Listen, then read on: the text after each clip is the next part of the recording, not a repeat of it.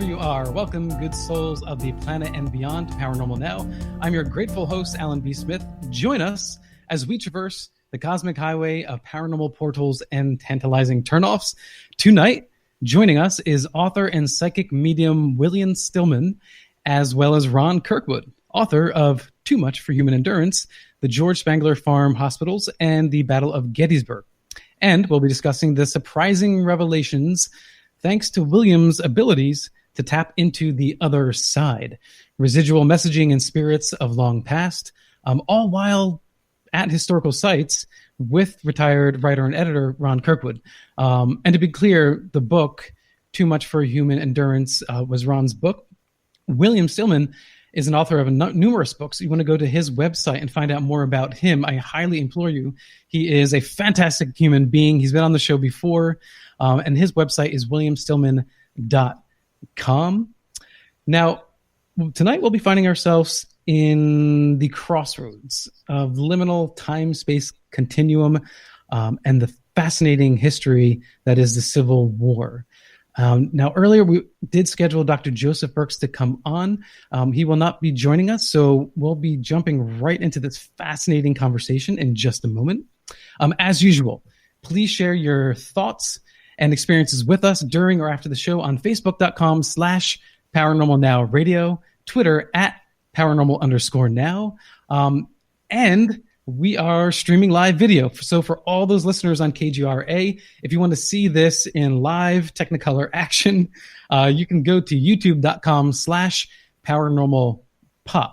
And I'll also drop the links for that in the KGRA chat room as well. And of course, on Twitter @paranormal_now. You can also comment and ask your questions on both Facebook and YouTube, wherever you're watching the stream, and we'll see it here, and we can highlight and ask those questions for you. Second, Paranormal Radio app lines are open tonight as well in the second hour. So to call in and ask our guests your questions, just call 85-KGRA-LIVE. That's 855-472-5483 for the Paranormal Radio app hotline. So we have a lot going on tonight. This should be really, really fun. This is Bill Skywatcher, producer, and my own. It's our second attempt at a live video stream, and so we're gonna roll with it and hopefully get some feedback from you all. If you have any comments or questions in general, but technically, if you do notice anything, we'd love to hear what you have to say because we want to improve upon this platform as best as we can as we continue to grow. So I'm going to bring on Dr. Joseph Burkes. Dr. Burkes, can you hear me? Oh, yes. Can you hear me? Yes, thank you. We made it just in time, so I'm glad you're here to join us. So we are live, and a few weeks ago, actually about a month ago, we were on the show, and we had discussed COVID. So a lot has developed in this month, and I really just wanted to get your take on where we are in this situation nationally and globally. What does Dr. Burkes think about our situation? Well, we're just in the beginning of a worldwide tragedy, which is going to uproot the lives of practically every person on the planet. And doctors, patients, ordinary citizens are faced with impossible situation. The rapid spread of the disease has caused very drastic efforts to limit its terror, and great economic sacrifices have been made in order to prevent our hospital systems from being completely overloaded in the United States. This has avoided the terrible decisions that doctors had to make in Spain and Italy, where literally people were dying for want of medical care because the system was basically submerged in a tsunami of death and destruction. Mm-hmm. Doctors were forced. In Spain, I was told anyone over the age of 65 was not allowed on a ventilator. They just were losing too many people too much. They wanted to make decisions which allowed some of their patients to survive. Fortunately, we haven't gotten to that point yet in this country, although it was very close in New York City. And despite the shutdowns that have occurred, the disease will continue to spread in the United States. It will probably accelerate with the push for opening up limited aspects of our economy. Mm-hmm. And I suspect if things go as predicted, unfortunately, other shutdowns will occur sporadically across the country in various regions. So I don't have good news for the short term. For the long term, we're going to do very well. Mm-hmm. This disease has a mortality rate of somewhere between 1% going down to maybe 0.1%. Mm-hmm. Hundreds of thousands of people are going to die in the next few months all over the world, and tens of thousands will die in the United States. So, but we will come out of this with the development of vaccine or the development of herd immunity. Mm-hmm. And there'll be a lot of young people who will do just well. There'll be plenty of survivors. It won't be the kind of doom and gloom scenario Hollywood likes to present in some of their medical pandemic horror movies. We will get through this, although many of the high-risk patients will not. Right. Now, the numbers were projected to be much, much higher, possibly, based on certain models. So in New York State, did we do a good job with keeping those numbers down with our actions, or is it just that the disease itself wasn't as bad as we thought it would be? I'm not sure what you mean when you say how bad we thought it would be. My understanding is that in New York, over 20,000 people have died. That's pretty bad. Oh, well, we were looking at numbers in the hundreds of thousands for New York. For New York, that was our fear, and I personally think that New Yorkers have done a good job with wearing their masks, taking care of their cleanliness and distancing. But I just thought, is that flattening of the curve because of our actions, or is it because the disease wasn't quite as lethal or effective as I think the answer is both. Yes. Mm-hmm. If New York had not been shut down when it was, if there had been additional delays, tens of thousands more would have died. Public transportation. I'm a basically born New Yorker. I lived in New York throughout my childhood and adolescence. Mm-hmm. And subway cars without face masks, with rebreathing the same ventilation, was basically a breeding ground for the COVID-19. And so I would say every action that was taken saved lives. There's no doubt about it. Yael, dear, could you move the dog? Yeah. She's protesting her condition. So she's protesting being locked in, so we'll have to let her out. Okay, yeah, that's all right. Well, what about just our general well-being? Because, when people are going through stress, some of the best ways to manage your stress is to get outdoors, and get fresh air. And I wonder, if we're not actually going out and interacting and touching surfaces and being exposed to bacteria and viruses, are our immune systems compromised in general? Does the immune system response drop at all, or does it stay? No. Human biology is such that resting at home is not going to limit your immune response whatsoever. So I put that away. That's just, we are incredibly robust in our ability to fight off a wide range of viruses. And whether you're resting at home for a week or a month or a year, as long as you have good nutrition mm-hmm. and your spirits are up as best you can maintain them under these trying conditions, your immunity will be tip-top. If you starve, however, if you become terribly depressed, those are things that we do know will lower your immune function. So it really is important for people, if they can't get outside and blow off steam outside, anything you can do to reduce stress at home, exercising, meditation, all these activities, spending time with your loved ones, if not physically, then on the phone several hours a day, and being mentally active as possible. All these things will maintain your immunity just fine. Okay, and do we have any concerns about mutation? Well, this is not a science fiction movie again. So, for all those readers of Michael Crichton's, what was the name of that Andromeda strain? Mm-hmm. Viruses do mutate all the time, but these are usually small changes. And although there are several strains of the virus that have been identified, from all the medical reports that I've read, they are not clinically distinct. These viruses are kissing cousins from the original strain, and it's likely that major changes in the clinical picture will not emerge on the basis of mutation. Now, granted, we don't know that much about this virus. Our medical knowledge goes back 5-6 months max. So that could change. But all the indications are that mutations that will, like in the original movie Andromeda Strain, Michael Crichton's medical horror book, it won't be mutating so they can dissolve the rubber tubing in jet aircraft and things like that. Forget that. It's not going to happen. Okay. All right. Well, I feel a little bit better. Thank you, Dr. Burkes. All right. Do you have anything you'd like to leave us with before you go in regard to the disease or humanity?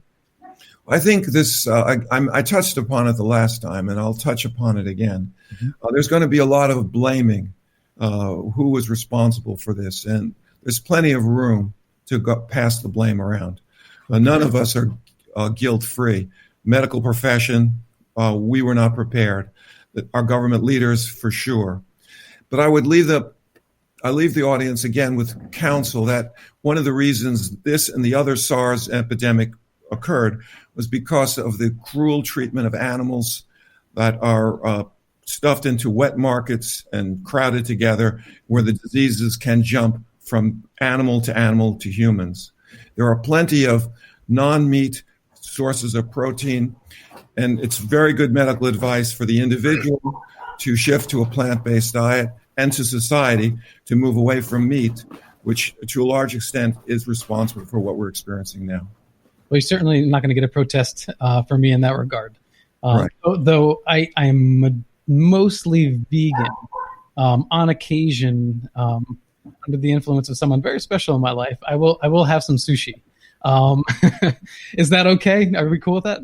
Yeah, I'm not here to judge. I'm here to give sound medical and societal advice as best I can. All right, fair enough. Well, thank you so much, Dr. Burkes. I'm really glad to have you on, and take care for you and yours. Thank you so much. Goodbye. Goodbye.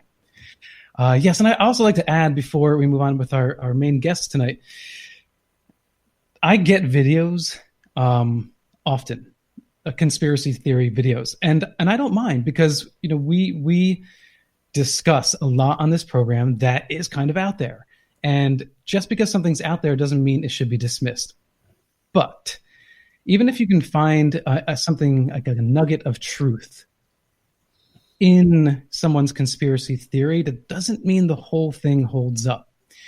And on Facebook, people are sharing things all the time without fact checking. And I implore all of you, if something appears incredible, if it's something that's shocking, if it's something that is going to completely change your paradigm, maybe it's true, but maybe it's not. And it's your responsibility to go online, fact check, look up whoever the focus of the feature might be on. Is that person legitimate? What's their history? And actually look for documentation before we just go ahead and copy and share. I think it's our responsibility as citizens to do our own work. And so what I'll do is I'm totally cool with private messaging between people and having conversations about those conspiracy theories.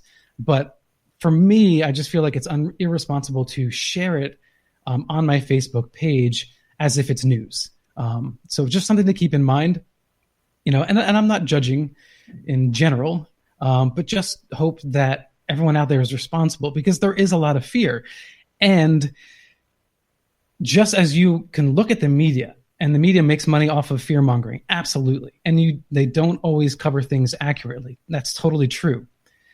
They also omit information depending on the channel you're watching and the topic.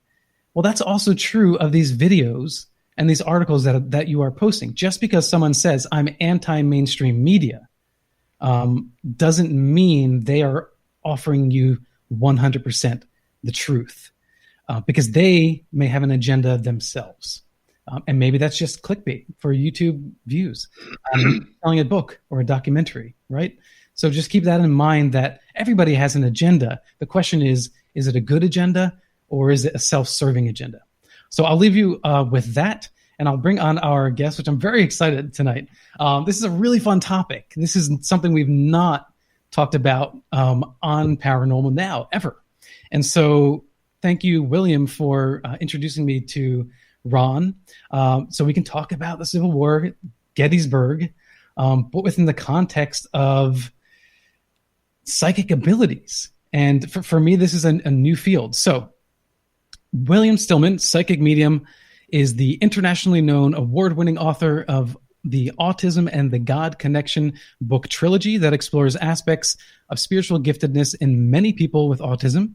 These books encompass Autism and the God Connection, The Soul of Autism, The Autism Prophecies. His other books include Under Spiritual Siege, How Ghosts and Demons Affect Us, and How to Combat Them. Conversations with Dogs, a psychic reveals what our canine companions have to say and how you can talk to them too. And William was on the show to discuss his book, The Secret Language of Spirit, Understanding Spirit Communication in Our Everyday Lives.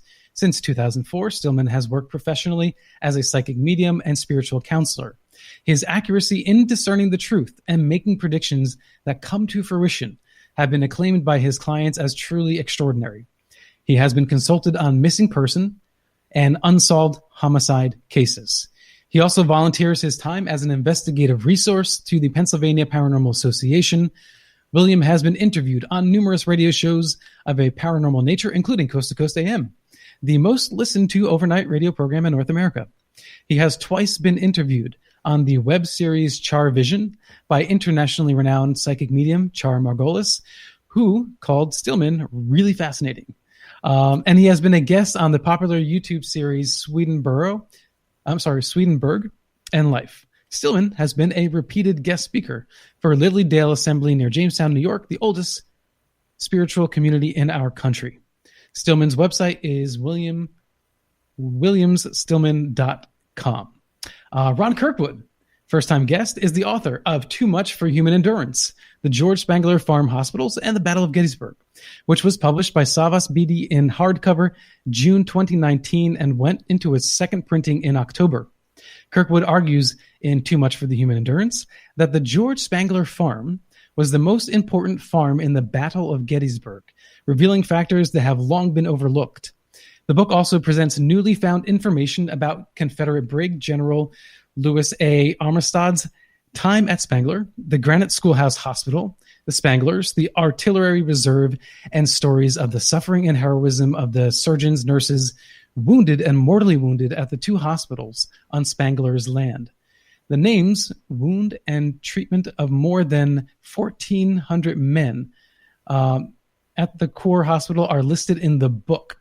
Kirkwood is retired after a 40-year career as an editor and writer in newspapers and magazines, including USA Today, the Baltimore Sun, the Harrisburg Patriot News, and the York PA Daily Record.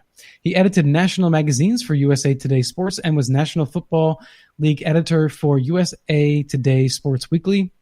He won numerous state, regional, and national writing and editing awards during his career and managed the copy desk in Harrisburg when the newspaper won a Pulitzer Prize in 2012. Kirkwood has been a Gettysburg Foundation guide at the George Spangler Farm Civil War Field Hospital site since it opened in 2013. He lives in York, PA with his wife of 43 years, Barbara. Welcome both to Paranormal Now.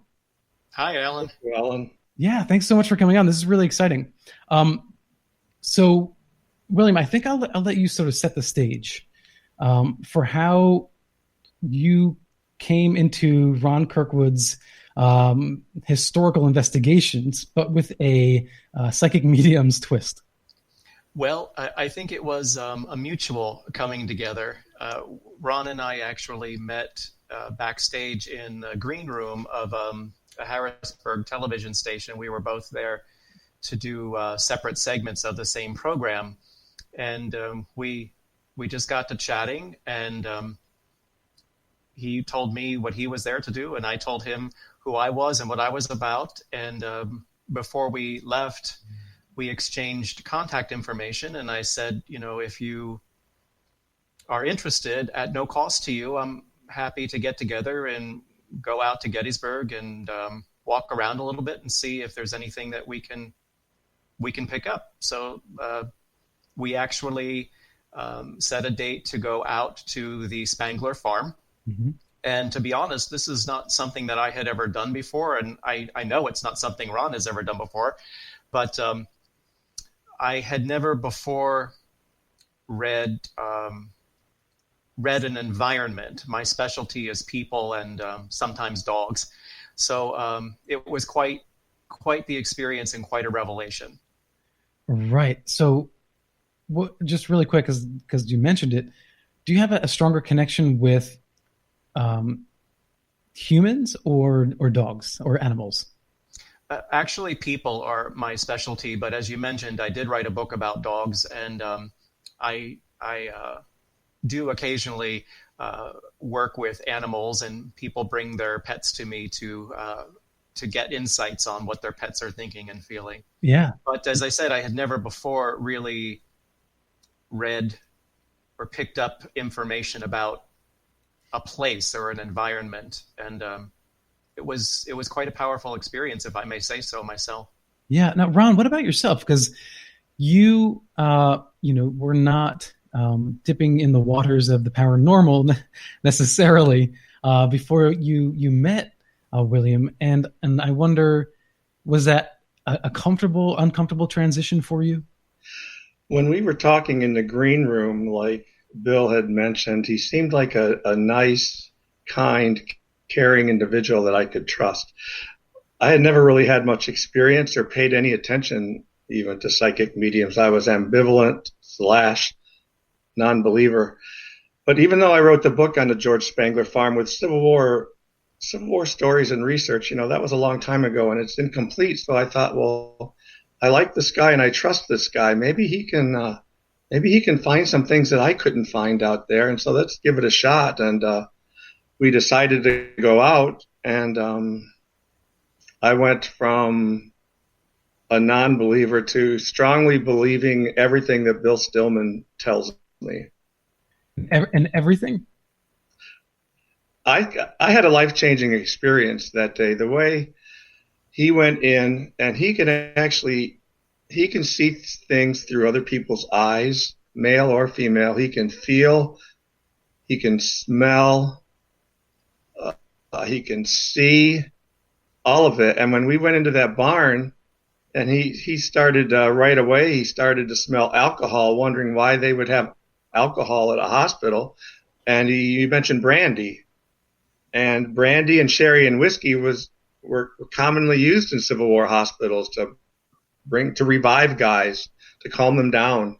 It was a common treatment. So right from the start, he doesn't know anything. He didn't even know it was a Civil War hospital. I just told him when we met that I wrote a book about a farm. Mm-hmm. And would he like to come and explore the farm with me and see what he could find and maybe fill in some gaps? Yeah. And I could verify 80 to 90% of the things he found that day, and then the other 10 to 20% made perfect sense. So what I'm going to do for the listeners and for the viewers right now, I'm going to play a little clip that I just personally enjoyed. And that is Ghosts of Devil's Den on William Stillman's YouTube channel, if you want to check that out as well. And it's Gettysburg, September 18th, 2019. It just tickled me because your reaction, Ron, was so genuine. So if everyone just listens in, I'm going to play this for you now. It's, I'm being told to use the phrase controlled chaos. I'm not even sure how controlled it was. So it's all here under the auspices of this is the game plan, but then things go completely awry. It's like once you get here, it's like we throw the playbook out the window. Can I tell you where a lot of the cannons were? Do you not want to know that? Not just yet, maybe. But I'm seeing men also running toward us as well. That's brilliant. Yep, from over that way. Yes. They're running this way. And in my gut, I'm feeling like I want to run the other way. I don't want to be here. I don't want to be doing this, but I know I have to. That happened here. The running away. The running away? Mm-hmm. Really? The running away. Here, where we're standing. Yes. Is what I'm feeling. Mm-hmm. I'm feeling so chicken, like I'm being told I'm being chicken. And does that phrase go back that far? Being called chicken? I don't know about that. I know coward. Chickens? It's not coward. It's you're you're a chicken. You're being a chicken. And but I'm feeling like I can't. This is more than what I signed up for, and I can't go through with it. Right. So, I mean, that's just one sample, right? Some of the experiences that you've had together, which you've documented on YouTube. Now, Ron, before we continue down that road, I'm curious, what was your, do you have a passion for the Civil War? How did you get interested just in that part of the history in general first? I've been reading books on the Civil War for decades. I wouldn't call myself a historian like the Rangers and the guys, and there are a lot of amateur historians, but I know a fairly decent amount. And what Bill was describing there was really one of the many really phenomenal things. We were looking up at a hill called Little Round Top, and there had been a lot of fighting there for over an hour or two, and a lot of charges by Alabama men up this Little Round Top, and they never could quite take it. And the guys defending that one particular part of Little Round Top from the 20th Maine, they were out of ammunitions, and they put their bayonets on, and they did a charge down the hill, and the Confederates just took off running. They weren't ready to fight anymore. There's something about bayonets that are up close bayonets that the men just ran from. So they ran down the hill, and they ran where Bill and I were, and they ran past where Bill and I were. So if they were sissies, there could have been 1,000 sissies, but I don't think they were sissies at all, the way they had charged up Little Round Top. But the way Bill could just tell which direction they had come down Little Round Top, and they had retreated right past us. I think these were brave fighters, but they had a strong fight, lost a lot of men, and it was time to go. The bayonets were out.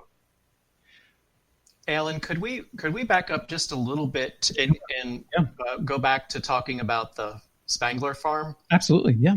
Would you mind? No, because the videos that we posted to YouTube were done after the fact, and Ron was generous enough to and interested enough to want to continue to explore other sites. So we had made two other trips subsequent to going out to the Spangler Farm, and then we had another trip planned that we had to cancel because of being sequestered.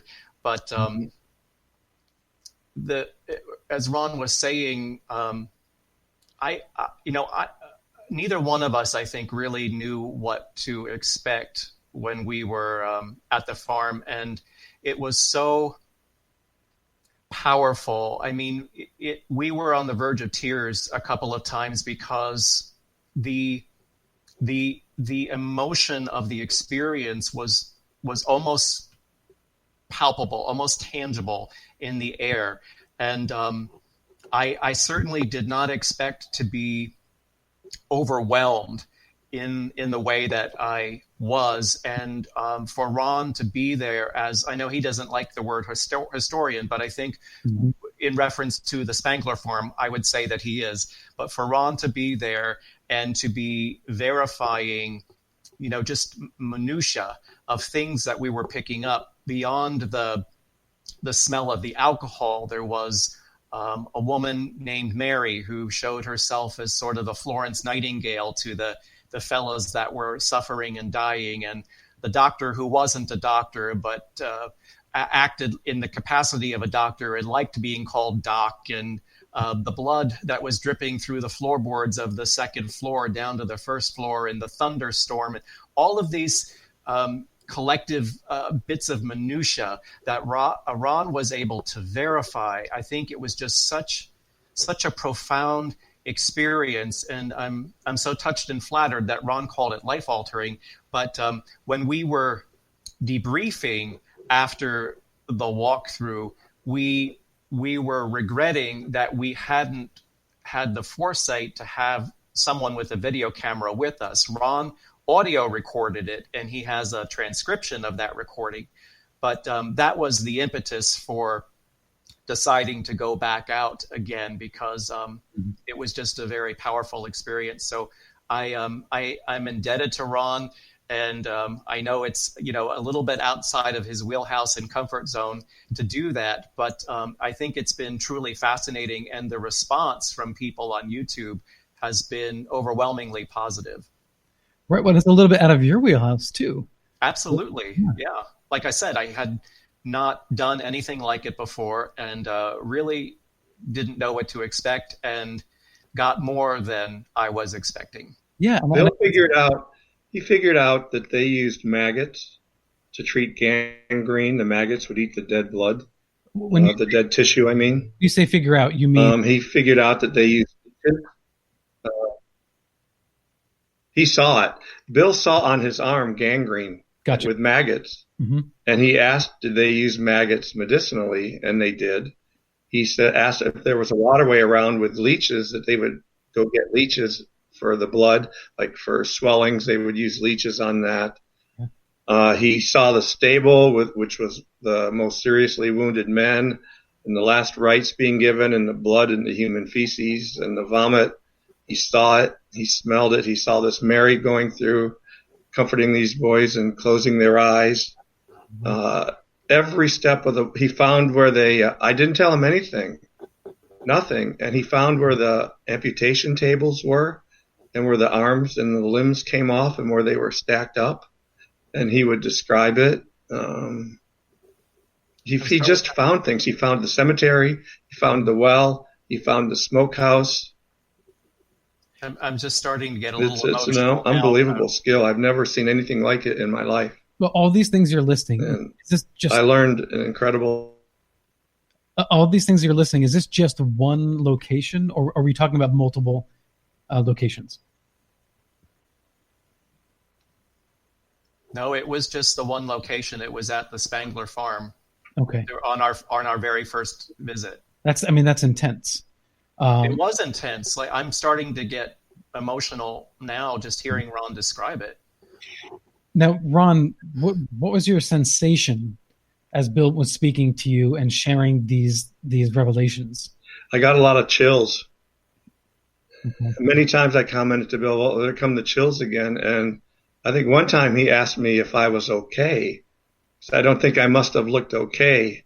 And I wasn't okay, because I was believing what I was hearing in disbelief, if that makes any sense, that he could be so skilled to find.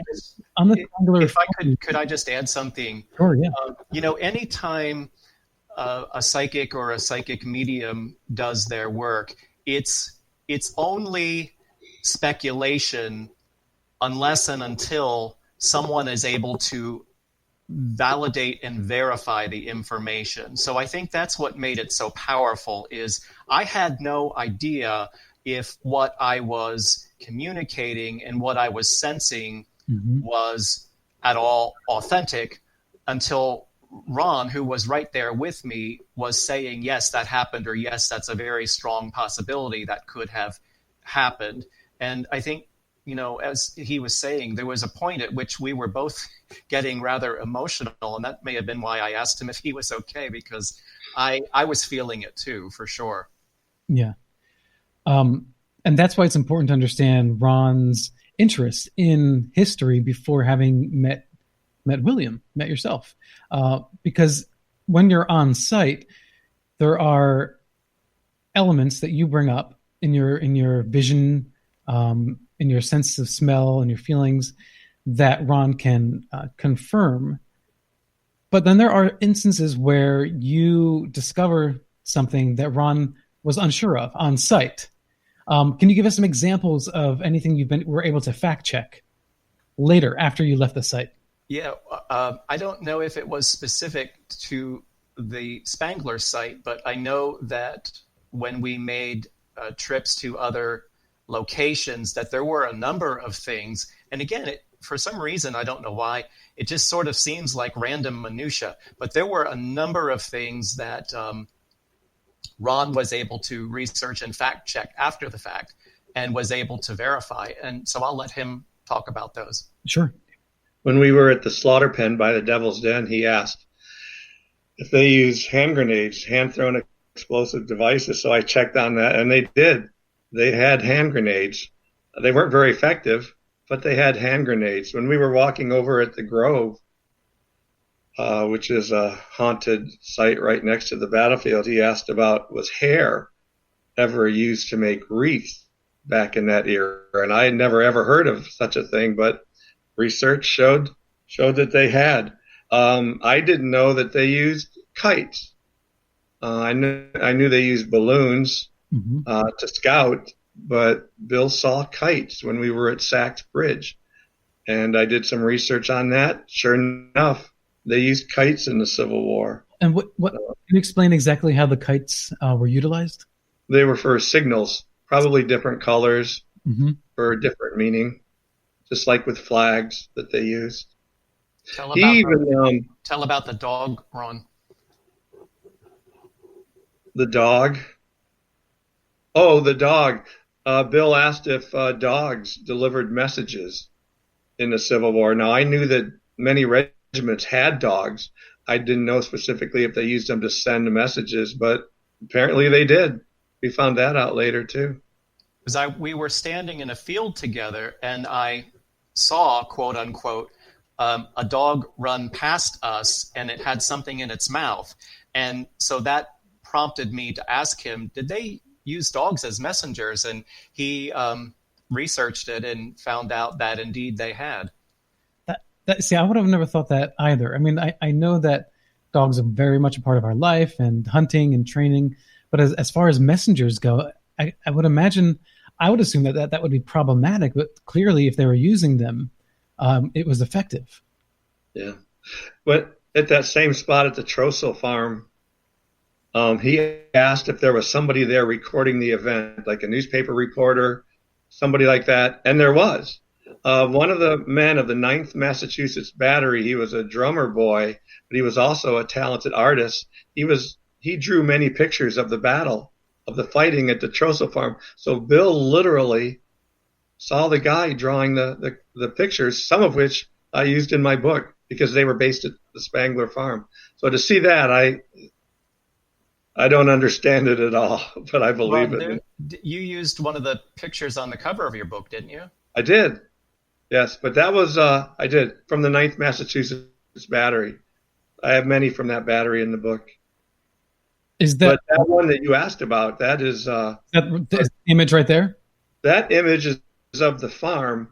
Okay. The 9th Massachusetts were based at Spangler on July 2nd and 3rd, 1863. Mm-hmm. When they came back to Gettysburg in 1804, Richard Holland made some drawings of Spangler while he was there. In 1884, they were going to place their monuments. And so I used that on the cover of my book.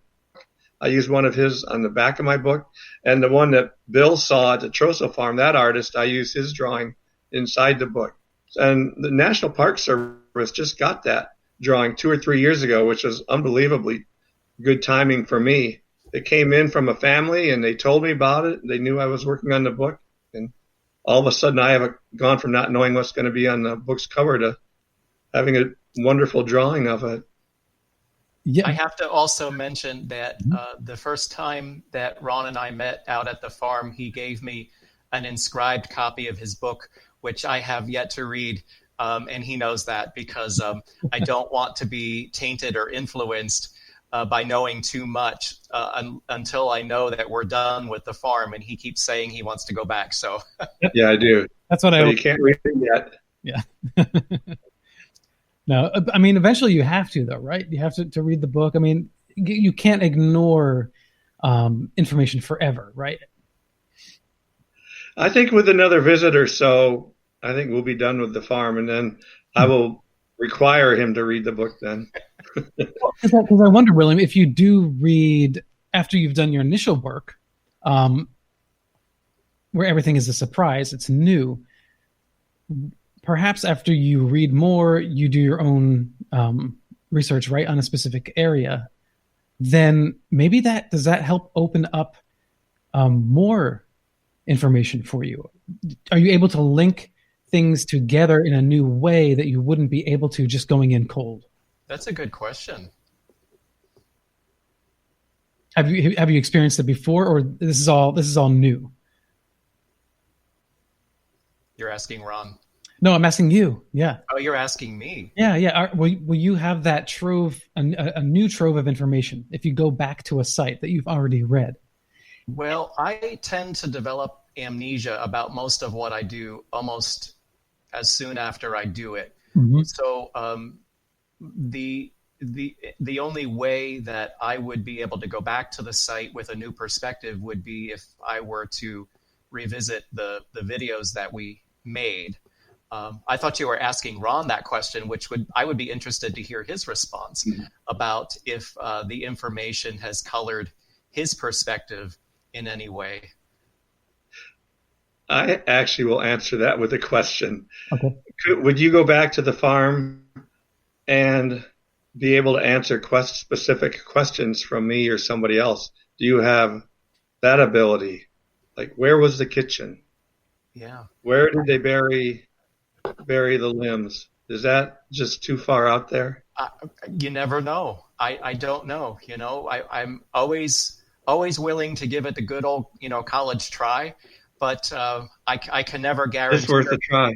Yeah, I can never promise or guarantee anything, but I know that when we were out there, Bill told me that he wouldn't want to do it again because it's tainted now, but I would still love to do it again just to see. There's a lot of unpleasant imagery that comes with visiting sites like that as well. And fortunately for me, it comes in very quick flashes. Sometimes if it's too unpleasant, it's shown to me almost like a cartoon or an animation. So it's there's a little bit of a buffer there to soften it. But Ron knows enough that we've been to enough places where, sometimes it gets rather unpleasant. This place, the Spangler Barn, is just so horrible. The men suffered so much. It was just horrible. And Bill gets into that. He gets in it in such a way that he can reveal it and talk about it and feel for these guys. And so many times out there, he said, "Oh, I'm so sorry, fellas. I'm so sorry." He really has empathy for what they're feeling, and he can feel what they're feeling too.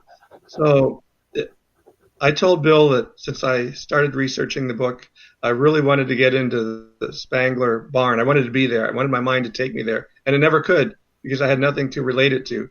Bill took me inside that barn in 1863.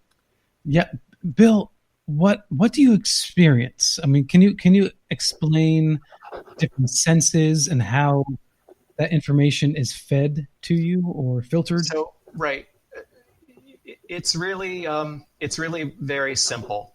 It is a magnification of all the senses. And so your listeners and your viewers are going to be familiar with the clairs, right?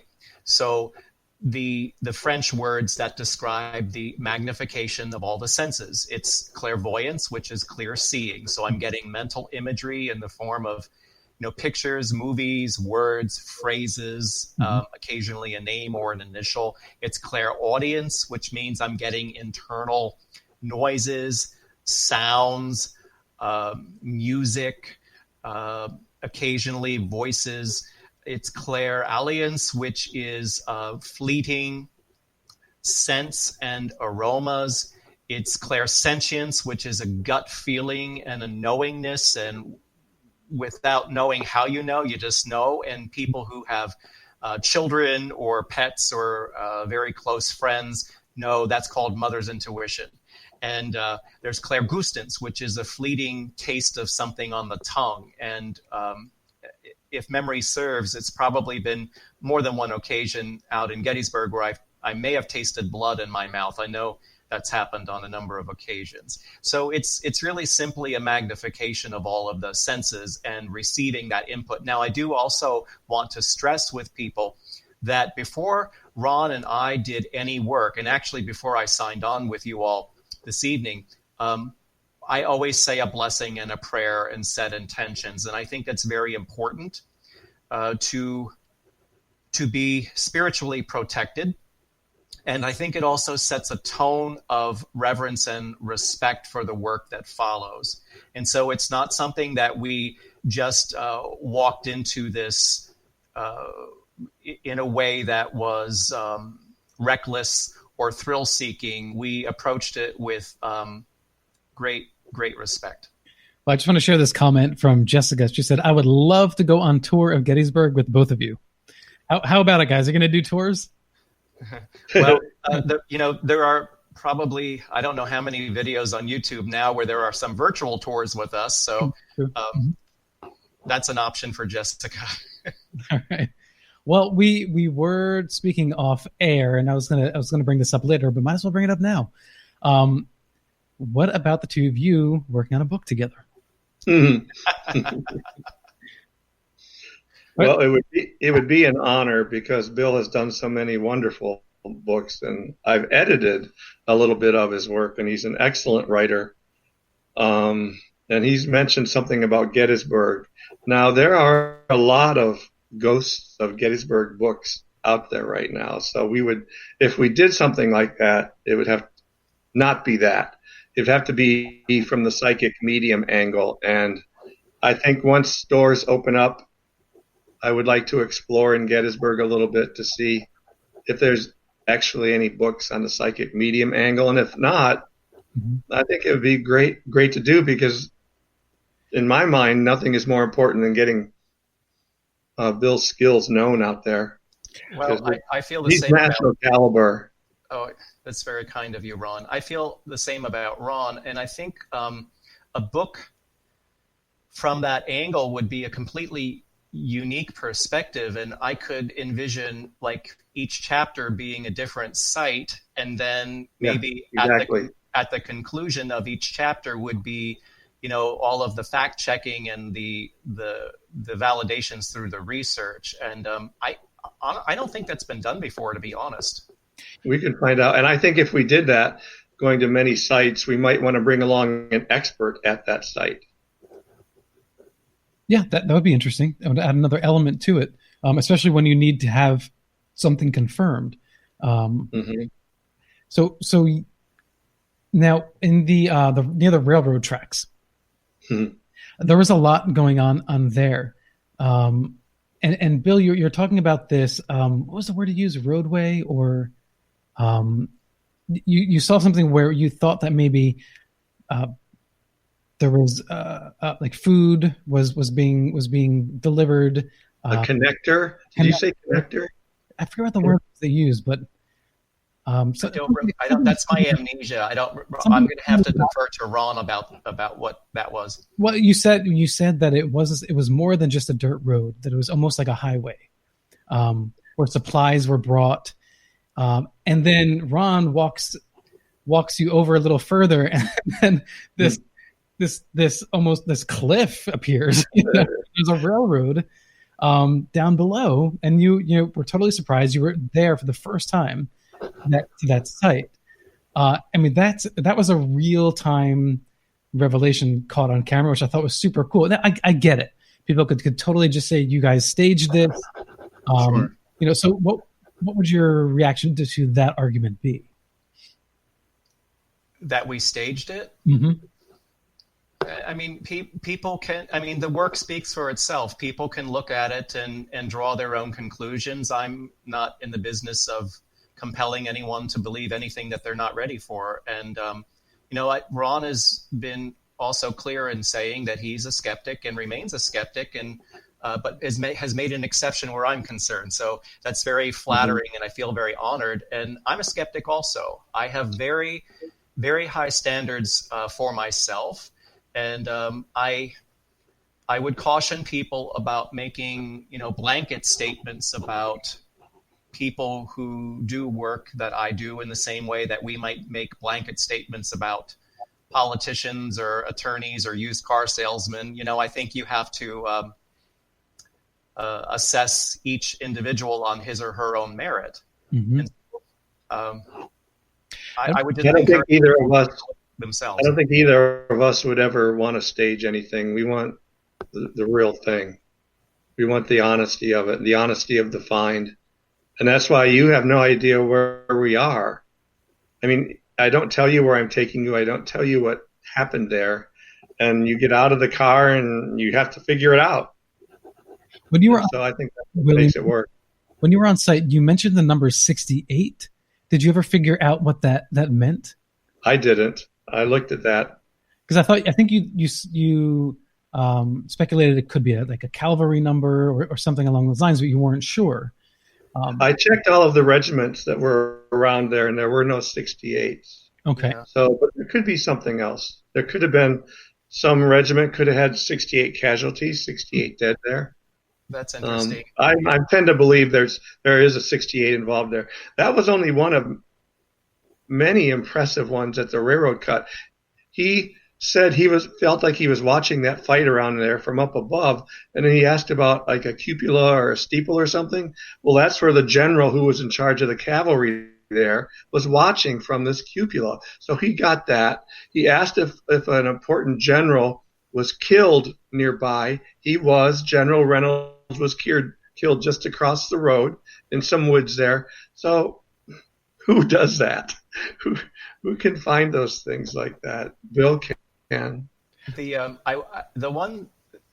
one piece from that visit that is outstanding to me was, I think, Ron, and correct me if I have the wrong site, but I was picking up that there were soldiers who were African American, and in particular, I got the name Moses. And I don't know if there are, records that would still exist that could reflect that. But so in that location where the railroad was, I think, Ron, you said that at that time, African Americans were not fighting yet. I think most of them came later. Okay, and what year? What year was that? They might have been fighting in the South then. Again, I'm not the official historian, but that's what I would think. Okay, yeah. Well, see, that's the interesting thing too, is because people need to understand that if you're a psychic medium, I mean, if you're getting 80% hits, it's really good. Yeah. So if something is just like a little off the mark, it doesn't, invalidate one's ability. And I think that's something important to keep in mind, especially if people go to the YouTube page on William Stillman's and check out these videos. Because there were a couple instances where Bill, you weren't sure, Ron, you weren't sure. And like 68, you haven't figured out what that meant yet. And maybe you never will. Maybe that's a personal number to somebody picking up on. And you'll just never get a confirmation on that. But overall, I mean, your hits are crazy high. Yeah, they are phenomenal. They are. He is phenomenal. I wish I could understand it. We're going to go to break in just a moment. But Ron, I am curious, with all this in mind, are you a spiritual person at all? Do you have religious convictions that this can conflict with, or it's okay with? I am a religious person, mm-hmm. and I think this goes along with it. Is there another dimension where they hang? I don't understand Bill's part of it. I don't think any part of what Bill and I have been doing would be any kind of a conflict with religion or Christianity. Maybe a scholar in it could tell me differently. Just connecting with others who are obviously out there. Mm-hmm. I mean, at Spangler, Bill was talking to folks. He was listening to them. I would say something and Bill would talk to them and they would say, no, that's not right. So I don't think that goes against Christianity. Okay, great. That was an interesting question. We'll come right at the other side of this break, Bill, and we'll get your take on that as well. Thank you. How your spiritual life plays into all of this. I'm curious. We've touched on that before a little bit in the past.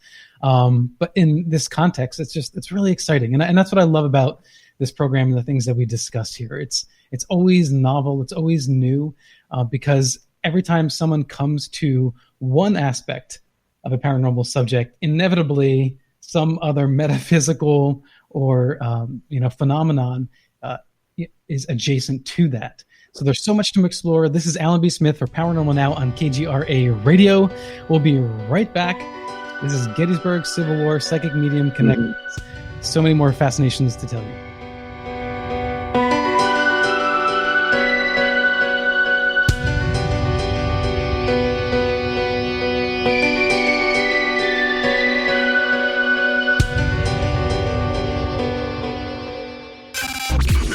Mainstream media's most wanted.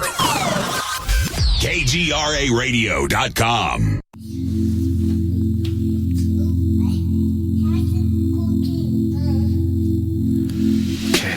Lost in a bad way, cost me my family. Chaos around me, can't hear my. Welcome back to Paranormal Now. This is Alan B. Smith, your most grateful host.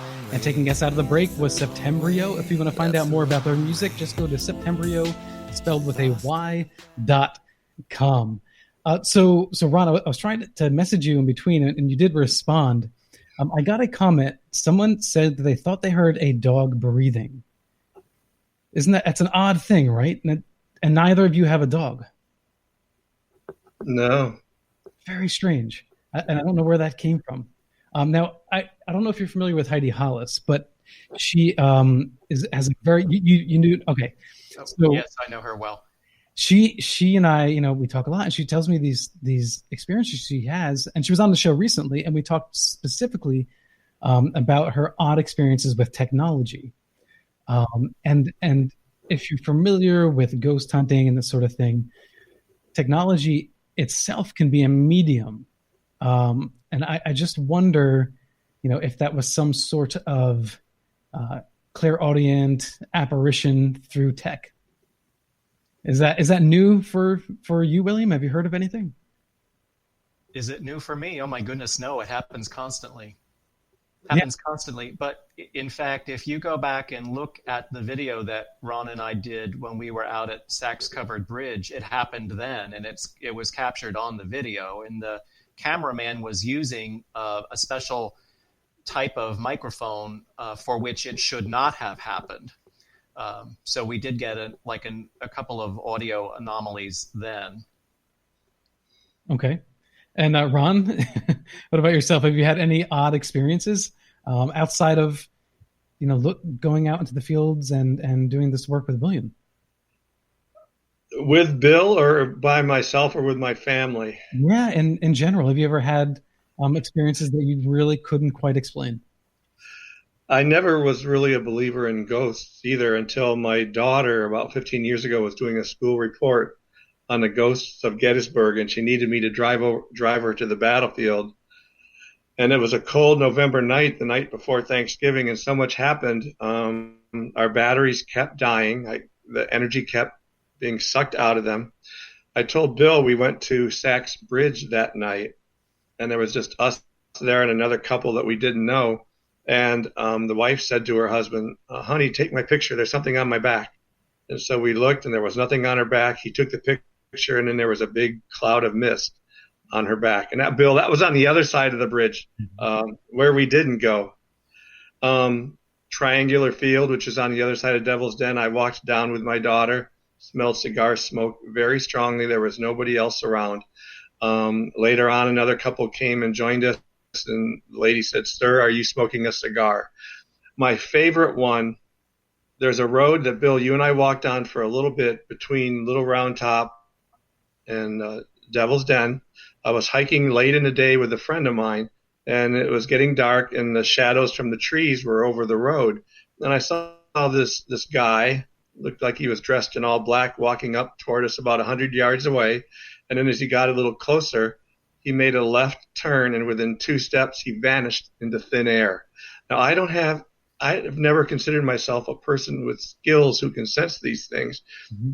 And I never really believed but so much has happened to me. So we ran down there to that site. My friend didn't see it. We looked behind all the rocks. We looked in the tall grass. There was nobody there. This was a black shadow figure. I don't understand what they are, but I know I saw one.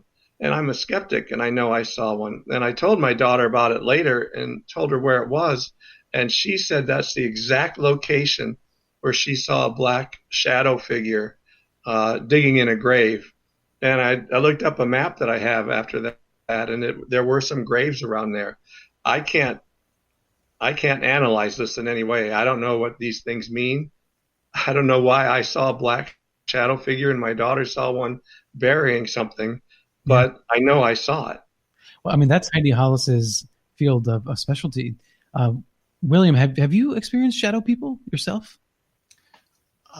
Not recently, but I may have talked about some experiences I had as a child previously on your program with something very, very nefarious that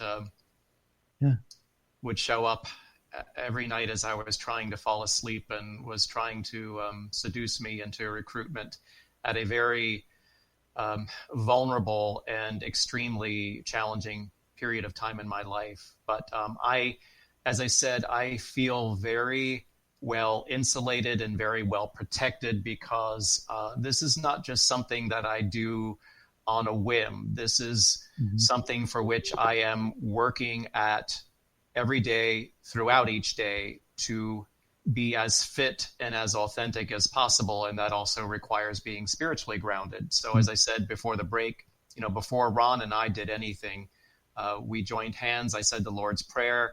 I set intentions. I set intentions about protecting ourselves. And, with the exception of feeling a bit nauseated and weak-kneed in the bridge, and yes, I didn't want to walk the entire length of the bridge for that reason. I have a healthy respect for the negative energies, and they are well aware of who I am. And I think that there's a respect there for me as well. I actually stopped doing that ghost hunting once a year in October because I didn't want to. It was getting to the point where I was understanding it more, and I didn't want to bring something home with me because I understood that could actually happen. Is that inevitable, though, William? I mean, like you said, there's grounding that you can do, prayers. Can you foolproof prevent bringing an entity home? Well, again, I would encourage people to take a look at the video that Ron and I did out at Sachs Covered Bridge in Gettysburg, because we talk about that concept, and apparently that bridge is sort of a hotspot and a magnet for attracting thrill seekers and, kids in particular who are looking to get spooked or to, I don't know what went on out there. I suspect there's been a lot of things that are very, untoward that have played out there. But if you don't go into it with a respect and with feeling as though you are spiritually protected, you are in essence throwing out a welcome mat, the same as it would be using a Ouija board very carelessly or recklessly. It's the same concept. And so, there is, definitely some very negative, nefarious energy there. I think when we were there, I was picking up on a manifestation of that energy in the form of a winged creature that I saw in my mind's eye on the roof of the bridge. And then, neither one of us was able to validate that for certain, but someone then commented on YouTube on that video, and they did validate it. They said that they knew someone who had seen a winged creature inside the bridge in the rafters. Right. Well, winged creatures, that's pretty commonplace as far as paranormal goes, right? I don't know. That's the first time I've saw anything. What are they? Well, what is a black winged creature? Well, I mean, if there are various descriptions of the Mothman from the Mothman prophecies, if you're familiar with that, then you have the Jersey Devil in the Pine Barrens where I grew up. We had a guest on recently on Sunday. We did a paranormal for National Paranormal Day. We had just a fun open round table, and he brought up the Papagawa, which is a cryptid from Africa that has large wings, almost bat-like, very dark. Mm-hmm. Just time after time, people witness these things. So, not to veer too far off topic, when you're on site, William, do you and you're tapping into, you're trying to find something from the past, right?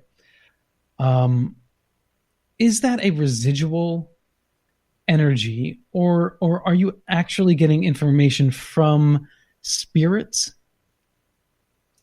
That's an excellent question, and there's probably room for debate there. But in my opinion and in my experience, walking the grounds of historical sites such as Ron and I have out at Gettysburg, I would very much like to think, knowing what I know about heaven and the afterlife and souls, I would very much like to think that this many years later, there are no quote unquote ghosts, that there are no souls that have not transitioned successfully at this point in time. And so to the best of my recollection, what I was experiencing at the various locations was really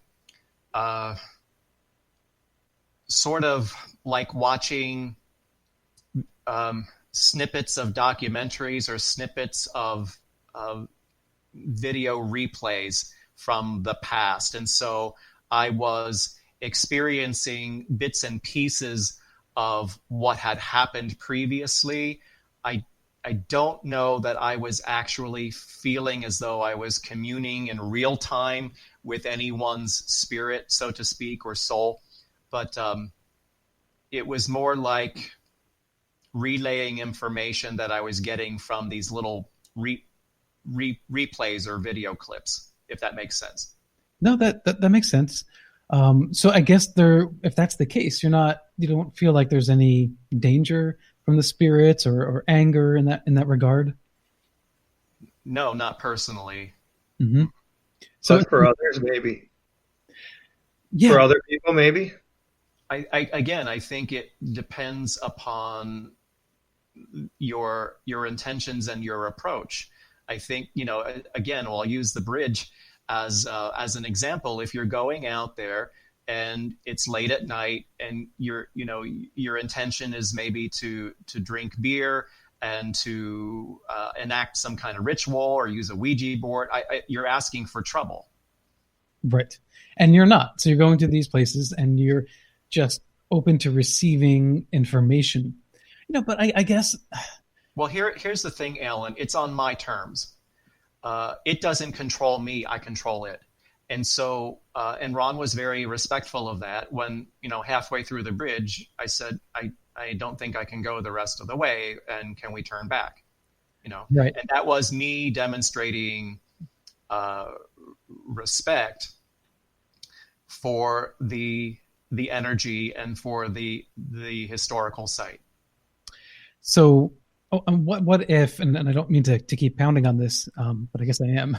What if there are ghosts on that site, and you're doing this work? I mean, there's always look. I'm not an expert or an authority on this by any means, and I'm only speaking from my personal experience. I don't socialize or commiserate with other people that do what I do. I don't read other people's books. So I just do me. But I suppose that's a possibility. As I said, I would like to think that this many years later that there are no lost souls or wandering souls, as someone's commenting here. I would like to think that this many years later they have all figured out how to transition, or they have been encouraged by others to transition, and that there are no lingering energies that are unsure of who they are, where they are, what they should be doing. There are businesses in Gettysburg, ghost hunting businesses. They're not allowed on the battlefield. So they go to places like the Bridge, and they go to the place like the Grove, where you and I went that one time that piece of wood, and they take spirit boxes and all sorts of gear with them. And they say, I'm not a professional ghost hunter. I used to do it for fun with a digital camera. They say they talk. They say they can talk to the spirits on their spirit boxes through their divining rods, I think they're called, and they have other devices. So those are the groups that are out at the bridge and at the Grove pretty much on a regular basis. If I may interject something, since you mentioned the Grove, Ron, and people can watch this in the video that we did about the Grove. One of the things that I thought was so curious was when we were standing in the Grove, and Ron, correct me if I'm wrong about this, but it felt to me as though it was a very large circle, and we were near the center of the circle. And what was so fascinating to me was that there were no birds or squirrels, at least making noise, that we could hear in the circle. And yet when we stepped outside of the circle, that's when it seemed as though things returned to normal. And our cameraman even made a comment about that as well. Right. I didn't notice it until you said it, but it was absolutely correct. You even said the birds stayed away. They have a respect for whatever was in there. All right, guys, can you hear me? Yep. Yes, we can hear you. All right, so Bill, you're stuck on video for a moment until we get that. No. Hope everyone watching can bear it. If we have Bill on the video, can I insert something about Bill? Oh, please do. Yeah. One of the many, many extraordinary things that strikes me about his skills on the battlefield is he can pick up things from different eras at the same place. When we were at Sachs Bridge, he picked up Union men bivouacked on the stream before the battle. After the battle, he picked up on the Confederates retreating through the bridge, and possibly, we don't know for sure, but possibly Confederate deserters or somebody hiding under the bridge. He picked up on all that, and then he switched it over to more recent times when he spotted that dark figure, winged figure on top of the bridge. And when we go to these places, I usually have one or two things that I really, really hope Bill finds. And the retreat of the Confederate Army and the winged creature were the two things there, two different eras. When we were at the slaughter pen, I really wanted him to find the train. There was a train on the battlefield there in the late 80s and early 90s. So we did all of this talking about the terrible, horrific fighting in the slaughter pen and beneath Little Round Top. And then all of a sudden, Bill asked, why am I seeing a train? Well, because there was a trolley right where we were standing, and there's no tracks now. There's no way he would know. And there was even another era. He picked up on probably President Kennedy or maybe President Carter being in the Devil's Den area. So there's even another. He picked out 3 eras at the slaughter pen, and that's just astonishing to me, that ability. I have a question from the chat that I'd like to share with you. And this is from Carol. The modern American spiritualist movement promised redemption and still does. Would this mean that these souls are at peace? And if so, why is there a need to communicate? Just pondering. I'm not actively attempting to communicate with anyone when we make these visits. I'm merely picking up on the energy and the impressions of the environment. And as I said, I can only reiterate what I've said is that, my hope is that, this many years on, there are no earthbound souls in Gettysburg. I would hope that they have all transitioned and are in the heavenly realm. So when a ghost hunter, a nice, quiet ghost hunter goes out on the battlefield with his or her camera and he gets orbs or clouds of ectoplasm, what are they getting? My impression. Plasm. My impression is what are they getting? My impression is that it's sort of a plasm. My impression is what are they getting? We're having some audio. Impression is that it's sort of a plasm. My impression is. What are they getting? Okay, how we do? We okay now? I think so. See, there's one of those That is glitches. one of the things. Wow. Okay. My impression That happened to us at the bridge. Yeah, my impression is that you have to remember that these sites in Gettysburg are environments of such extreme, tragic, violent, extreme anxiety. That can't help but to leave an impression or an imprint on the environment. And I suspect that what people are picking up when they go on these ghost hunts and they're recording voices and so on, and again, I'm not an expert on any of this, but I suspect what they're picking up may be some sort of energetic, and I'm going to use a metaphor, video clip release of something that has been captured in the environment, and then under the right conditions or tapping into the right frequency replays itself. That's my impression. Yeah, I think a lot of researchers would agree with you in that regard. So how do you know, William, when, or maybe this is a moot question, when you're receiving information and you're on site, do you trust, do you know that what you're seeing, feeling, hearing is truth? As I said earlier, I don't know that unless and until it's validated. And fortunately, being in Ron's company, he is knowledgeable enough to be able to confirm a lot of what I have been saying. And then the pieces that he's not sure about, he has gone back and done the research, and oftentimes is able to come back and say, here's a link to something you might find interesting. And it's a piece of information that's another validation in the grand scheme of the jigsaw puzzle. Yeah, let me rephrase the question.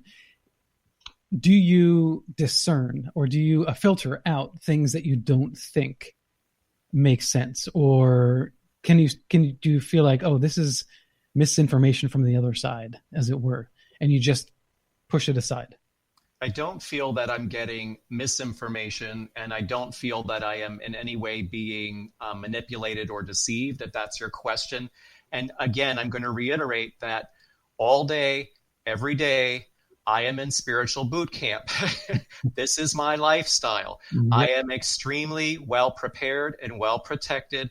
And before Ron and I have done any work, we have spent time in prayer and setting intentions and being protected. So I really do feel as though the information that I'm getting is coming from an authentic source, and I am serving as the vessel or the channel for that information. And like two comments that were made on Facebook, Jeff Jefferson and Patricia HN both concur that grounding is essential. And I kind of feel like, for me, I'm not like you, William. I don't jump into these kinds of situations. I love talking about them, but I'm not a ghost hunter. When I was a kid, we did that kind of stuff. But as I got older, I was in that camp of, do I really want to mess around with this? But now I kind of feel like I'm able to sort of create a mental block, like a protection. Where I just say, no, those things are not allowed into myself, into my life. Now, right. I do my share of meditation on the side and that, but I don't do those things directed towards fending off negative energies. But I feel like I'm able to just decide. Does that make sense, or am I being naive? No, I don't think you're being naive at all. It relates back to what I just said a few moments ago. It doesn't control me. I control it. Okay. I set the parameters. I set the limitations around what is acceptable and what is not acceptable. Mm-hmm. And then the important thing to remember also is when I'm done, I turn off.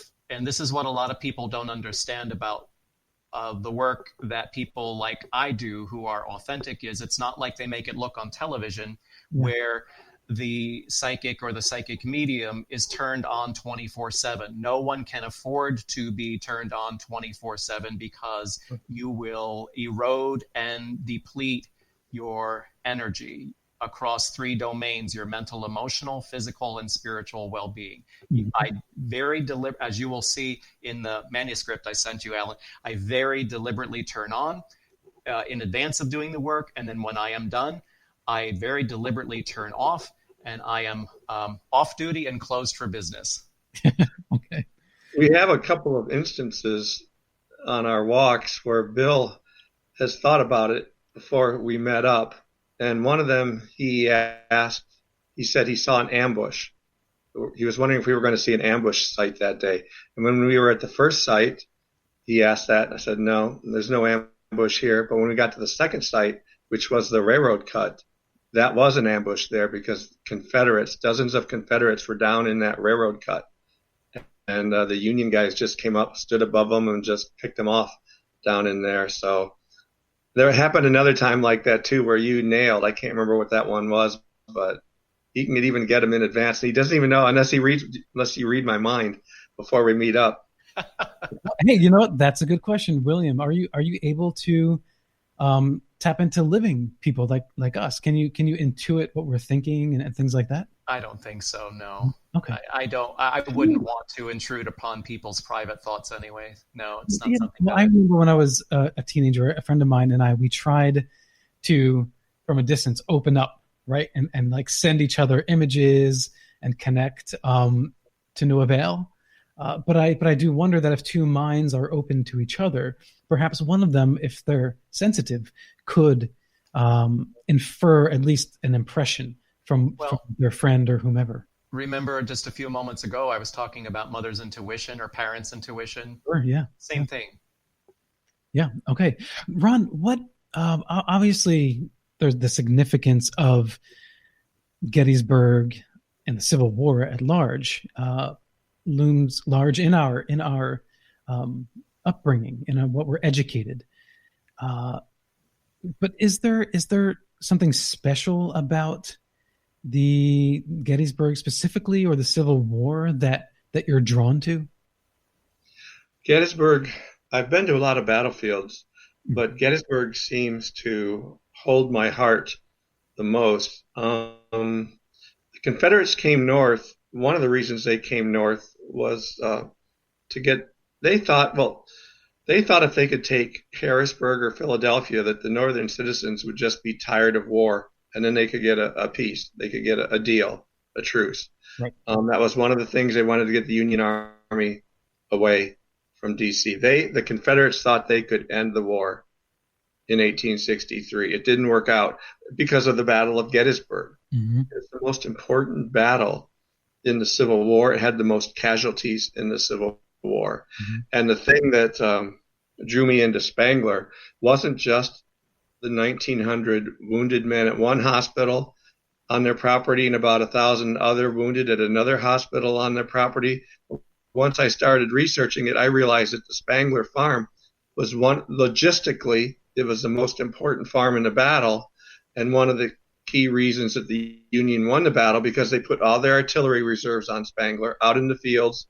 Mm-hmm. So whenever there was going to be a danger of a hole opening up in the front line, they rushed artillery from Spangler. They had infantry reserves on Spangler, same thing. They rushed to Little Round Top and all around Cemetery Ridge, got there just in time because Spangler was so big and was so close to the line. So, and on the third day, the last day of the battle, cannons from Powers Hill, which Spangler's owned, they started the third day of the battle, the final day of the battle, when they started pouring artillery shots on the Confederates on Culp's Hill. So Gettysburg drew me into the Civil War, and that in turn drew me into Spangler, and that in turn drew me into this book. So all right. It was for everyone listening, we're going to open up the phone lines for you to call in and ask our guests your questions. So to call in the Paranormal Radio app line, that's 85-KGRA live, 855-472-5483 for the Paranormal Radio app line. The easiest way to remember it is 85KGRA live. And we'll take your questions. You have a question for me or your guests. We are happy to field those. So, William, was there a more significant moment? I mean, obviously that first day at Spangler was profound for you, but was there a particular moment that really, really struck you after spending more time with Ron? Gosh, there have been so many moments that I just felt were so powerful, but I want to just go back to the first day at Spangler Farm because, as I said, I certainly had no idea of what to expect. It's not something that I had done before. I know Ron didn't know what to expect. And the thing that I think struck me most when we were debriefing after we had done the walkthrough was the very overwhelming and compelling sense of that site being sacred, bordering on holy, and that the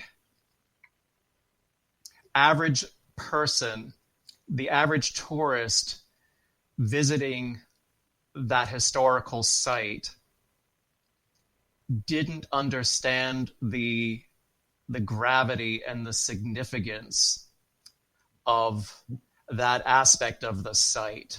I don't know to what extent people are allowed to walk through the barn, and Ron can answer that. But I think that as a result of our meeting there, he was able to impress upon the folks who are the tour guides and who are the folks who are out at the farm, and Ron can tell you the specific language and their titles and so on and what it is they do. But I think that he was able to communicate that to them as a result of our being there, because it was just so impactful. I don't think I had ever quite felt anything like that before. But what did you mean by holy? What does that mean? Men lost their lives there. It was... I don't think I had ever been before in an environment that was so compacted and in which so many men had suffered and bled out and were in great pain and had sacrificed their lives. And it was just so powerful. And Ron, help me out here. Maybe I'm not using the proper language to communicate. That's good. It was.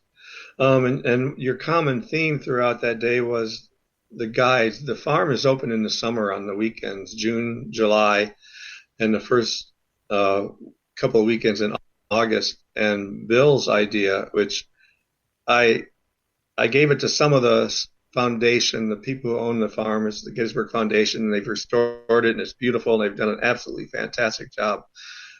Some of them know about what your feelings are about the sacred space, and hopefully that gets passed on to the tour guides, because you said people come in from Newark and New York and various places, and they just want the gory details, but that we guides aren't giving them the how spiritual it should be, how sacred it should be represented.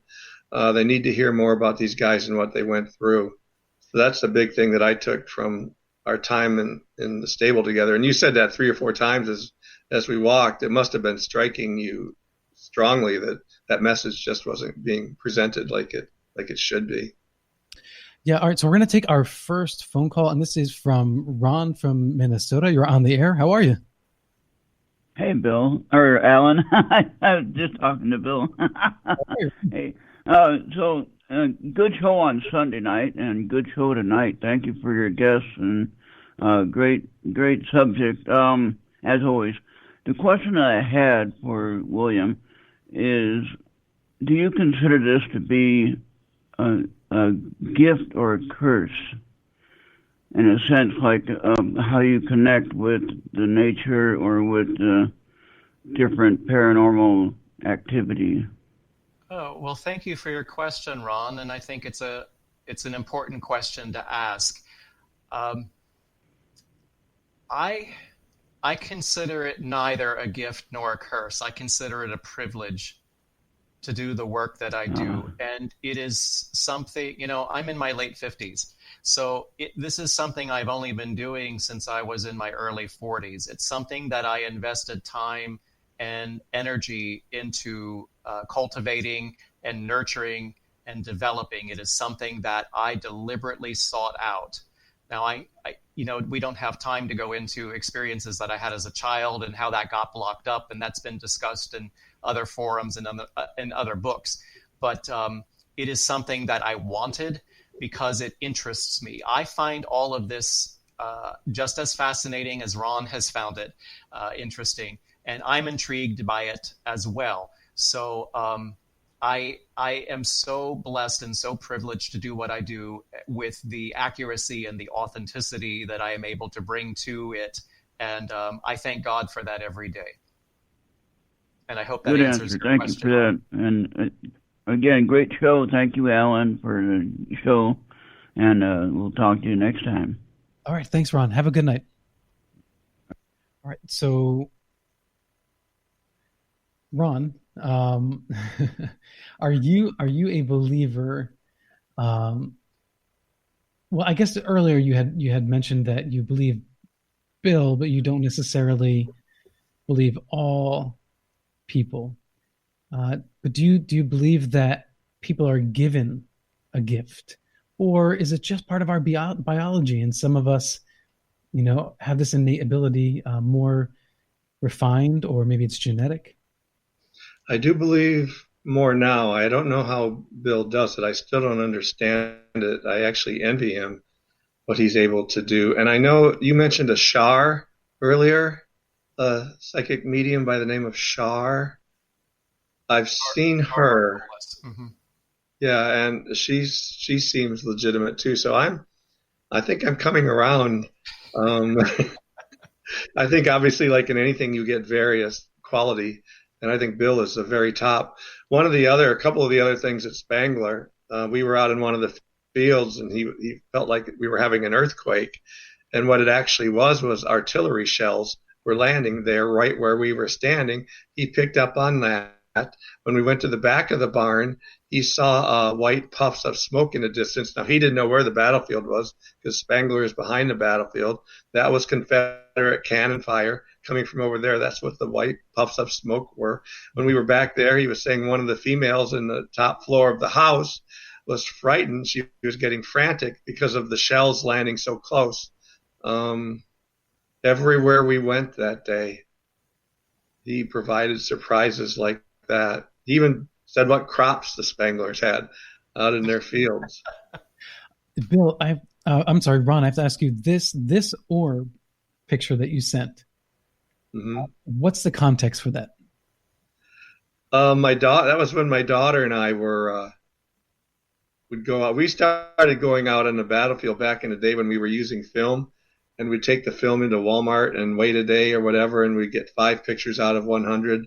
But now with digital, obviously you get them right away. But I don't remember specifically where we were. We liked the triangular field and we liked the wheat field, so it was probably in one of those two spots. I've also gotten clouds of ectoplasm or whatever it's called at the wheat field, and at Devil's Den in the parking lot, Bill, I got a ectoplasm shaped like a horse with a rider on it.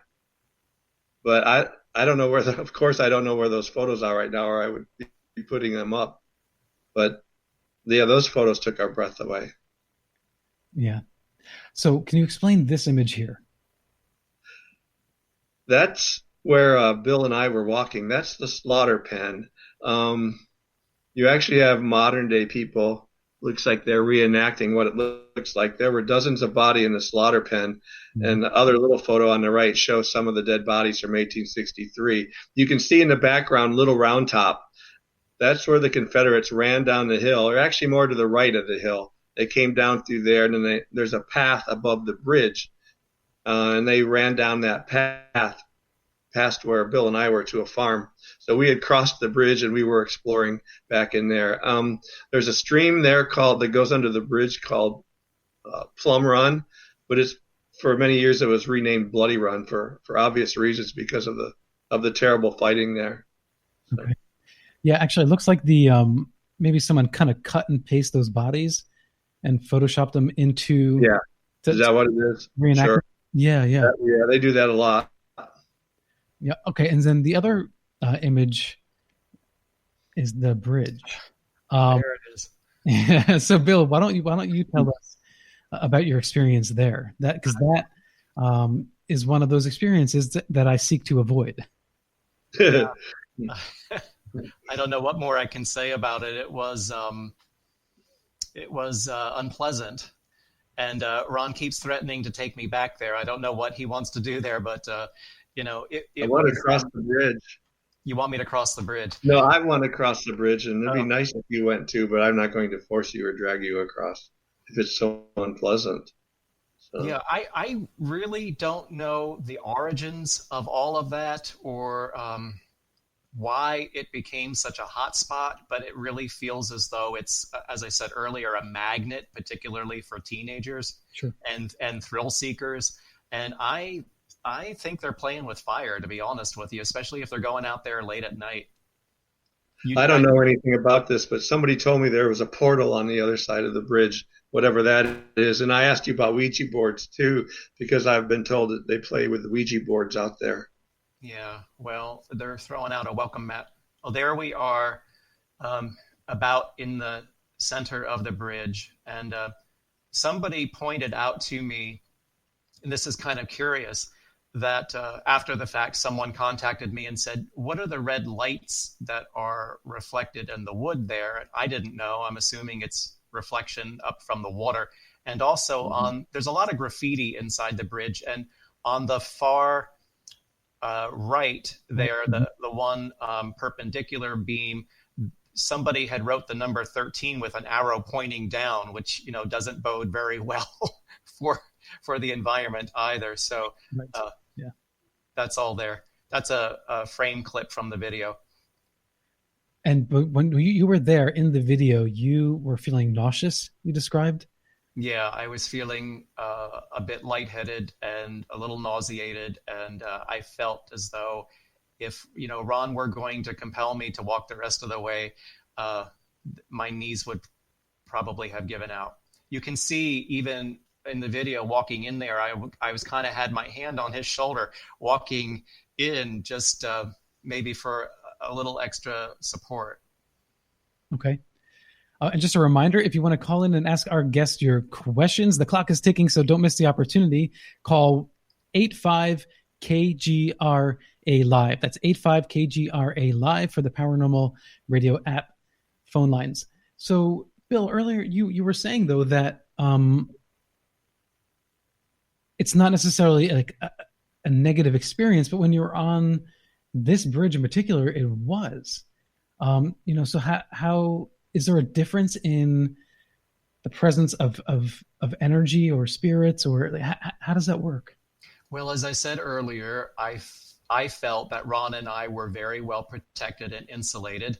I have also had, early on in my life and in my childhood, I had a number of experiences with some really nefarious and ill-intended energies. And I wrote an entire book about it that's called Under Spiritual Siege. So I don't want to take up any more valuable time talking about it, but I alluded to earlier that I have a healthy respect for those energies, and I am certain that they are well aware of who I am, and there's a respect on their part as well. And so if I had not been as well protected as I was going into the bridge, my symptoms could have been much more severe.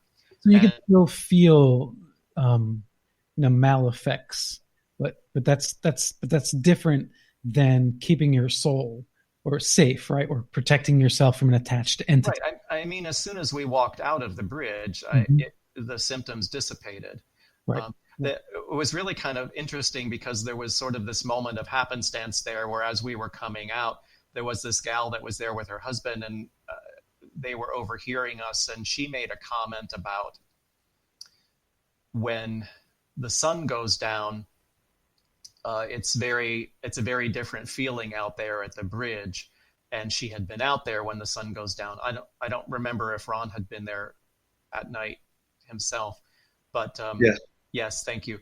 But they were wondering why it would feel differently, and I said, well, because it's the absence of light.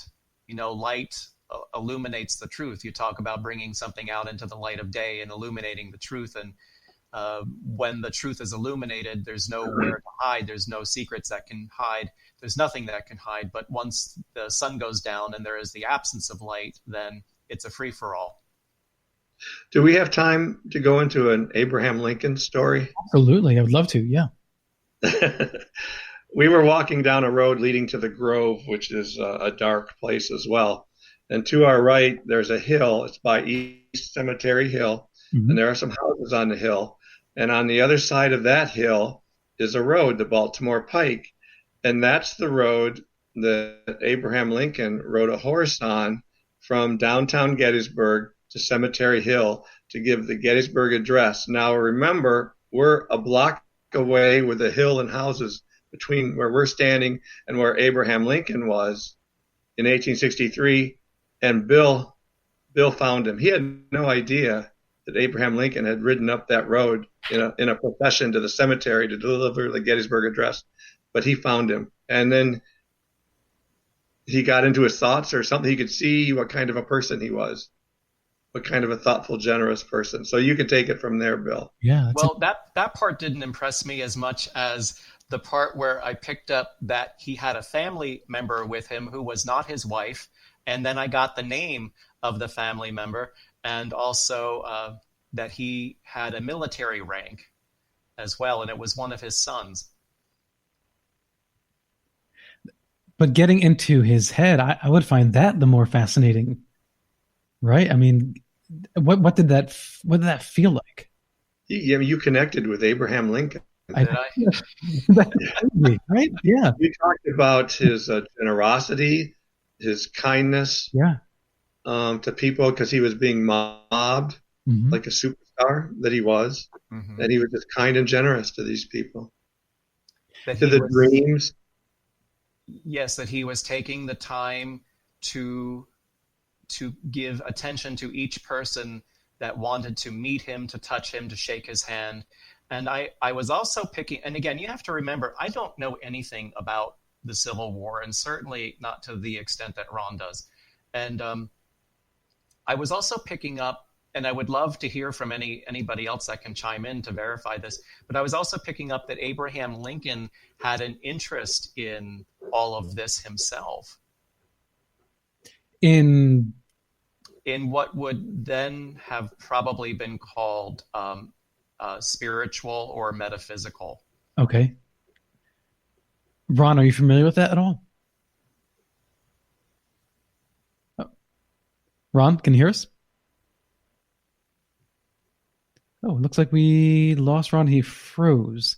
Hopefully the connection will come back online in just a moment. I hope so. Can you send him a message that he froze?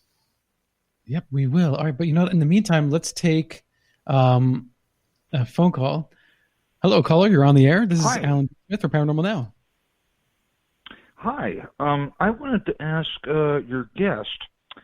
This is Malcolm from Florida. Let me introduce myself. Welcome. I wanted to ask your guest if he has ever had any encounters with other species besides human beings, either current, contemporaneous, or things out of the past. For instance, has he ever gone to a whaling station? Hi, Malcolm. I might need to ask you to rephrase your question. I'm not completely certain of what you're asking. I have picked up on the energy of deceased animals, if that's in keeping with your line of questioning. And I did allude to when I was a child, there was a dark entity that made its presence known to me, and that was very unnerving and unpleasant. Is that what you're asking, Malcolm? Well, sort of. Of course, the dark entity is concerning, but I wondered if you had ever picked up on animals and been able to interpret their senses or learn anything from them about how they experience the world? Oh, absolutely. I wrote a book called Conversations with Dogs, in which I have connected with animals and have learned some very salient tenets of their existence and their very specific stations and their roles in families and so on. Mm-hmm. Yeah, it's been fascinating. So, the curious thing about it, Malcolm, is that it works the same with animals as it works with people, and also, picking up information from the environments that Ron and I have been. And as I said earlier, it's just receiving information through a magnification of all the senses. I call it spidey sense. Right. Malcolm, did you experience yourself a spidey sense, or? Excuse me? Do you have experiences yourself in the spidey sense or psychic or intuition?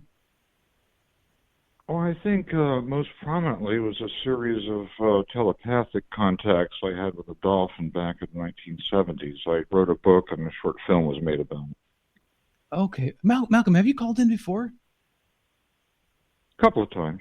Okay, great. I thought I remembered you. Fantastic. Thank you so much for calling in again. Yeah, I'm with Malcolm 100%. I know it upsets a lot of people out there when I say it, but it hurts my soul that some, not all, some Japanese, hunt and kill dolphins and consume.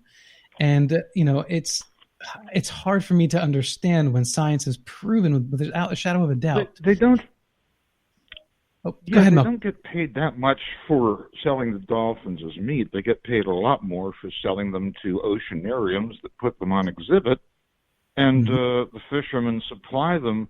There's no laws against cruelty to animals in China. There's barely any laws against cruelty to humans in China. So there's no standards, or rather there are voluntary standards to which oceanariums should apply or conform to. Yeah. But I knew, even in this country, I knew people at an aquarium up in St. Petersburg that went out of business many years ago, and they got tipped off when federal inspectors were coming, and they cleaned the place up. Malcolm, I want to also, yeah. If I may, sort of springboard off of what you're bringing up. When Ron and I were out at Spangler Farm for the first time, one of the impressions that I was getting also was that there was livestock on the farm, obviously, and that the livestock was slaughtered in order to provide food for the men who were hospitalized there. And one of the most fascinating aspects of that was that I was picking up that even the animals were aware of the sacrifice that they were making. Right. And I'll leave it there. We have one more phone call we have to get in, Ron, before we run out of time. But thank you so much for calling in. And any chance we have to emphasize compassion for animals, more than welcome to do that here on Paranormal Now. So we're going to go to the next call, which is my good friend Carol. Carol, how are you? I am fine, and I hope everybody is also. That's been a fascinating show. And just a snippet, I'm going to actually read this directly from a website called Medium.com. This is concerning Abraham Lincoln, but more specifically Mary Todd Lincoln, his wife. They lost a son. Let's see if I can scroll up. I'm so unprepared for this, and I'm sorry. They lost a son in February of 1862. It was Willie, the family's favorite. He was said to be very sensitive and precocious. And the following ensued. If I can call this back, and if I can't, well, it's just not meant to be.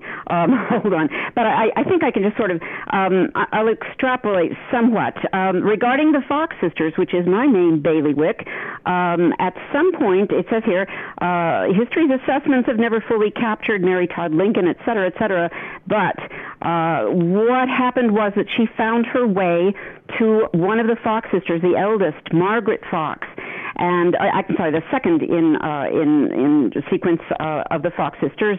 For Mary Todd Lincoln, spiritualism was a lifelong interest and sometimes a public embarrassment. This will, clue you in as to the prejudice at the time. 7 years after her husband's assassination in February of 1872, she was the subject of bruising articles in both the Boston Herald and the New York Times. Each report claimed that the veiled widow clandestinely sought out the services of medium Margaret Fox. There's a New York Times story titled "A Curious Story About Mrs. Lincoln Reiterated." They obliquely called Margaret Fox a well-known lady medium on Washington Street at the time she was in Boston. She disguised herself on the Boston Hotel Registry as Mrs. Linder, etc. And apparently during this seance or sequence of seances, quote, the spirit of her lamented husband appeared, and by unmistakable manifestations revealed to all present the identity of Mrs. Lincoln, which she had attempted to keep secret. In 1875, Mary Todd's one surviving son, Robert, had her briefly, and this was sad, done very well in a play, had her briefly committed to a sanitarium, claiming spuriously that she was squandering her estate on spiritualism, on the hoo-ha that was involved with that. So that's just a little look at how things were in the Lincoln family regarding spiritualism. That is fascinating. Thank you so much for that information, Carol. We've got 1 minute left, so good night to you, my good friend.